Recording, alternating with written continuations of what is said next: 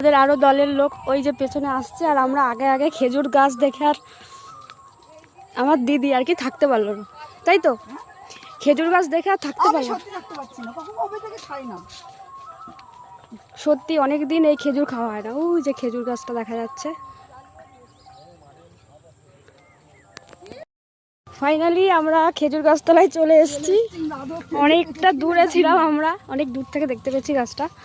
তো দেখি এখন খেজুর পাওয়া যায় কিনা। নিচে অনেক খেজুর পড়ে আছে কিন্তু পাকেনি। আমাদের কপালটা খারাপ। তো যাই হোক, দেখো ভালো করে খোঁজো, দেখো পাকেনি এখনো